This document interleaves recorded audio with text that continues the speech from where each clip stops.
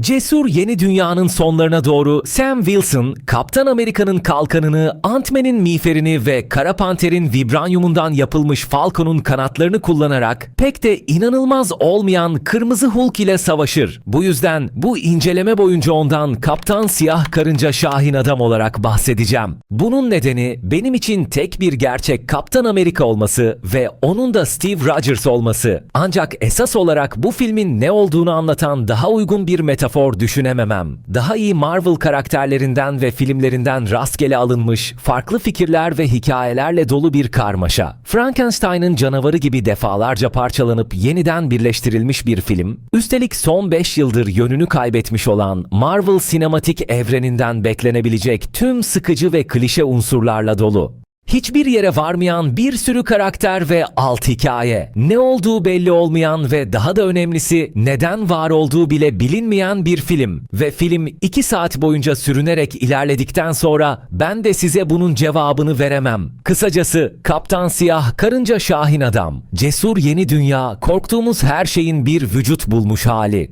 Neyse, bu konuda daha fazla zaman kaybetmek istemiyorum, o yüzden lafı uzatmadan devam edelim. Film Eternals'ta Hint Okyanusu'ndan fırlayan gök tanrının kontrolü için verilen mücadeleye odaklanıyor. Yani Marvel'ın bu devasa mantık hatasını ele alması 5 yıl sürdü ama neyse, geç olsun da güç olmasın. Gök tanrının bedeni adamantium bakımından zengin, yani vibranyumdan bile daha dayanıklı bir mineral içeriyor. Aman tanrım, biri dünyadaki en değerli kaynak üzerindeki tekelini mi kaybetmek üzere? Bu yüzden herkes bu kaynağın sahibi olmak için yarışa giriyor ve bu yarışın başını artık ABD başkanı olan General Ross çekiyor. Amacı Japonya ile gök tanrının kaynaklarını paylaşmak için bir anlaşma imzalamak ve iki ülke bir anlaşmaya varmak üzere. Ne yazık ki Beyaz Saray'daki bir akşam yemeğinde her şey ters gidiyor. Isaiah Bradley aniden çıldırıp Ross'u öldürmeye çalışıyor ama yakalandıktan sonra olanları tamamen unutuyor. Kaptan Siyah Karınca Şahin Adam onun zihin kontrolüne maruz kaldığını düşünüyor ve adını temize çıkarmaya kararlı. Bunun üzerine onu gizli bir kara bölgeye götüren bir araştırmaya başlıyor ve burada dev beyin adam ile karşılaşıyor. Bu adam gama radyasyonuna maruz kalıp aşırı zeki olmuş bir test deneyi ve Ross da bu adamın zekasını kendi çıkarları için kullanmış.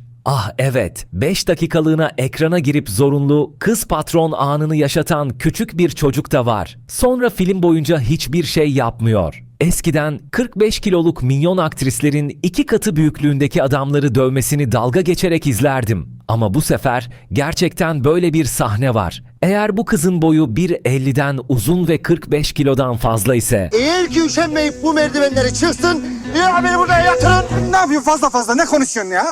Aha beni buraya yatırın, aşağı yuvarlayın. Siz ne sandınız ya? Ama merak etmeyin, onun hakkında daha sonra konuşacağım. Her neyse, dev beyin adam tüm olayı Amerika ve Japonya arasında bir savaş çıkarmak için planlamış. İki tarafın donanmaları gök tanrının olduğu bölgeye ilerlerken Kaptan Siyah Karınca Şahin Adam onları durdurmaya çalışıyor. Şaka bir yana, Japonya'nın ABD ordusuna karşı bir şey talep edebileceğini mi düşünüyorsunuz?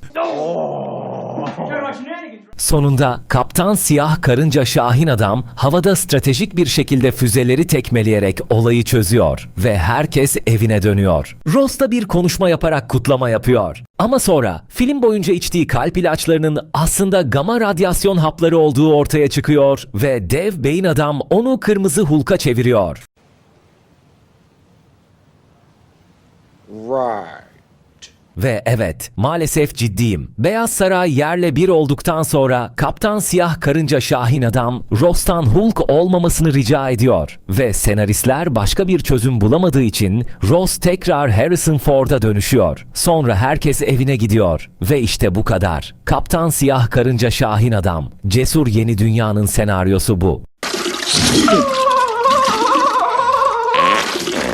Bu filmin işkence gibi bir yapım süreci geçirdiğini düşündüğümde orijinalde nasıl bir film olduğunu hayal bile edemiyorum. Genel tonu Kış Askeri'ne biraz benziyor gibi. Ama büyük ölçüde mantıklı ve gerçekçi olmaya çalışan bir hükümet komplosu hikayesi gibi görünse de okyanustan fırlayan kıta büyüklüğünde bir gök tanrı ve Kırmızı Hulk gibi absürt saçmalıkları da barındırmak zorunda. Ve elbette şeytan ayrıntıda gizlidir. Öncelikle ana kötü karakter tamamen sıradan bir intikam peşinde koşan süper kötü. Bu film defalarca yeniden çekildi ve son anda büyük ölçüde kesildi ki muhtemelen dev beyin adamın neredeyse hiç gelişmemiş olmasının nedeni bu. Aynı şey Giancarlo Esposito için de geçerli. Fragmanlar onu kaptan siyah karınca şahin adamı sınırlarına kadar zorlayacak bir suç dehası olarak tanıttı. Gerçekte ise 3 sahnede görünen sıradan bir paralı asker. Anthony Mackie elinden gelenin en iyisini yapmaya çalışıyor ama karakterinin ana hikayesi zaten Şahin ve Kış Askeri dizisinde işlendiği için burada gereksiz ve tekrar gibi duruyor. Ve bir noktada neden bu karaktere Kaptan Amerika denildiğini bile sorgulamaya başlıyoruz. Eğer onu tamamen farklı bir kahramana çevirecekseniz neden ona Kaptan Amerika diyorsunuz ki? Son olarak adı bile doğru düzgün anılmayan küçük bir çocuk ajan var. Büyük ihtimalle filmde eskiden daha büyük bir rolü vardı ama çoğu atıldı. Ve tahmin edin ne var? Filmde Amerika ve Japonya arasındaki savaşı izlerken bu neden Çin değil diye düşündüm. Ama tabii Disney'in en büyük pazarlarından birini rahatsız etmek istemezsiniz değil mi? It's the biggest piece of dog shit. Ve işte temel problem bu. Filmler güvenli siyasi doğrucu ve odak grup testlerinden geçmiş fikirleri itelemeye çalıştıkça sanatsal bütünlüklerini kaybediyorlar. Sonunda da elimizde içi boş bir bok yığını kalıyor. Kimse bu filmin çıkmasını dört gözle beklemiyordu. En azından Marvel bile. Ve şimdi izledikten sonra nedenini gayet iyi anlıyorum. Kendinize bir iyilik yapın, bilet parasını boşa harcamayın ve zamanınızı daha mantıklı bir şeyle değerlendirin. Mesela büyük bir boka bakarak. That is one big pile of shit. Sakın bir hata yapıp bu filmi izlemeyi düşünmeyin dostlarım. Bir sonraki videoda görüşürüz. Abone olup bildirimleri açmayı unutmayın. It's time to stop. It's time to stop, okay? No more.